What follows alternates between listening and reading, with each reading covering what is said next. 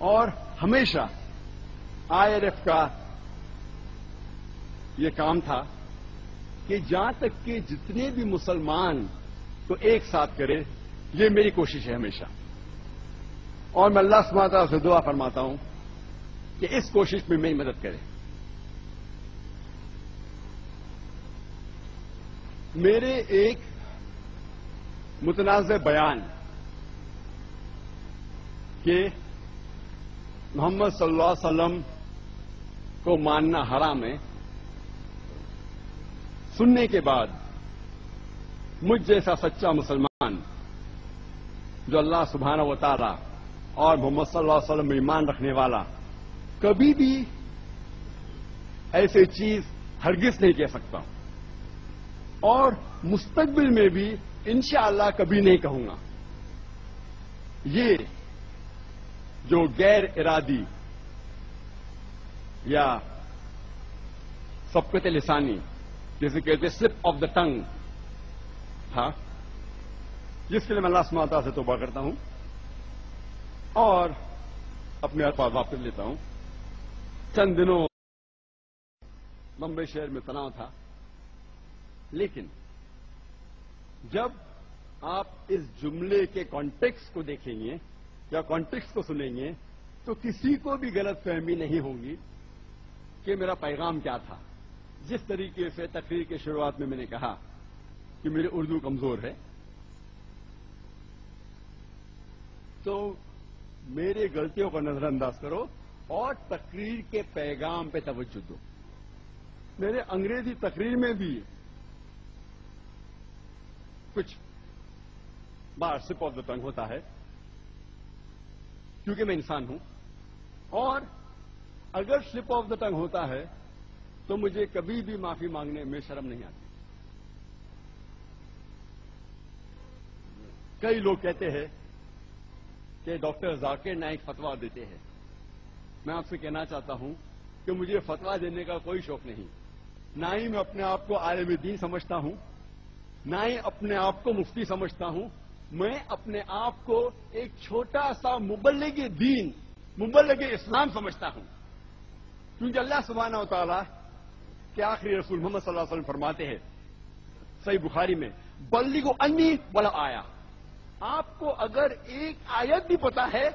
آپ لوگوں تک پہنچاؤ، کیونکہ آخرت کے دن میں اللہ سبحانہ و تعالیٰ کو میں کہوں گا کہ جو بھی مجھے پتا تھا اسلام کے بارے میں نے ان لوگوں تک پہنچائی جن لوگوں کو اس کے بارے میں نہیں پتا تھا. تو میں ایک چھوٹا سا مبلغ دین ہوں اور میں کبھی بھی فتویٰ نہیں دیتا ہوں. کون میری رائے پوچھتا ہے تو میں میری رائے پیش کرتا ہوں قرآن اور صحیح حدیث کی روشنی میں. اور میں ہمیشہ کہتا ہوں کہ اگر میرے جواب میں ذرا بھی غلطی ہے بے شک آپ مجھے ٹوکو، آپ مجھے بتاؤ کہ میرے جواب میں کیا غلطی ہے، کون سے حدیث کے خلاف ہے، کون سے صحیح حدیث کے خلاف ہے، قرآن کی کس آیت کے خلاف ہے. اور انشاءاللہ اگر آپ حوالہ دیں گے، چاہے آپ عالم ہو یا کوئی بھی ہو، میں تسلیم کروں گا کیونکہ میں انسان ہوں، غلطی کر سکتا ہوں. لیکن اگر میرے جواب میں آپ صرف کہیں گے کہ غلط ہے اور یہ نہیں کہیں گے کہ غلطی کہاں ہے، تو میں کیسے سدھروں گا. اسی لیے اسٹیج پہ ماشاءاللہ کئی علماء کرام ہیں،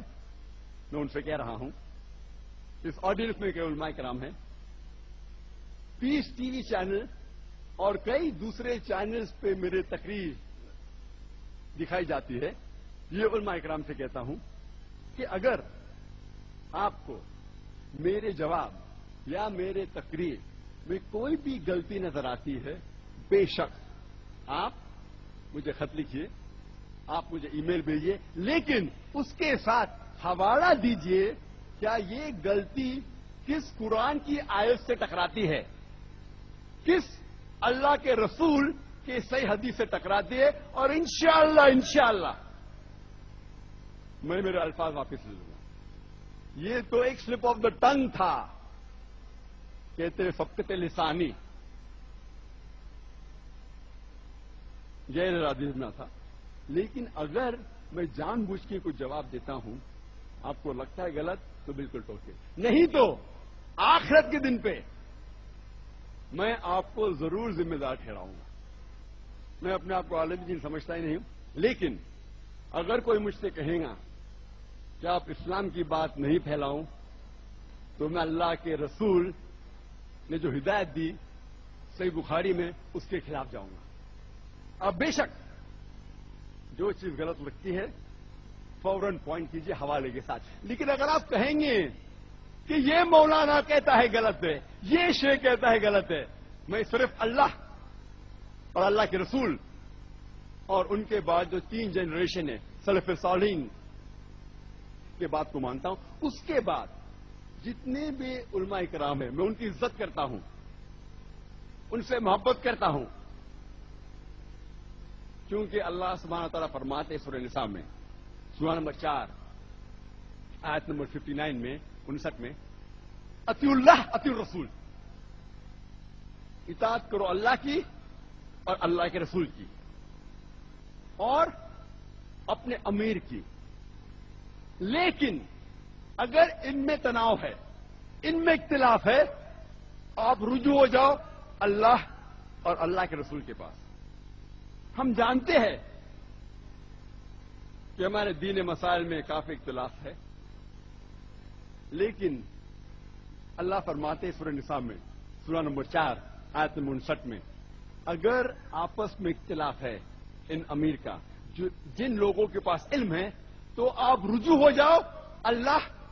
اور اللہ کے رسول کے پاس۔ میں اپنے آپ کو عالم دین سمجھتا ہی نہیں ہوں، میں سمجھتا ہوں میں چھوٹا سا طالب علم ہوں، لیکن اگر آپ کہتے ہیں میں غلط ہوں، آپ بتائیے کس قرآن کے خلاف میں نے تقریر کی، قرآن کی کس آیت کے خلاف میں نے جواب دیا، یا اللہ کے رسول کے کس حدیث کے خلاف میں نے بیان دیا۔ میں انسان ہوں، غلطی کر سکتا ہوں، اور آپ جانتے ہوں گے کہ میں بچپن میں ہکلاتا تھا، مجھے تقریر کرنے کا شوق تھا ہی نہیں، اور سمجھتا تھا، میں سوچ سکتا تھا کہ میں سب سے بڑا ڈاکٹر دنیا میں بن سکتا ہوں، لیکن کبھی خواب و خیال میں بھی نہیں سوچ سکتا تھا کہ 25 لوگ کے سامنے تقریر کروں، کیونکہ میں بچپن سے ہکلاتا ہوں۔ یہ تو اللہ سبحانہ و تعالی کی مدد ہے کہ آج الحمدللہ ثم الحمدللہ ہزاروں لاکھوں لوگ کے سامنے ماشاءاللہ اللہ تعالیٰ مجھے موقع دے رہا ہے، اور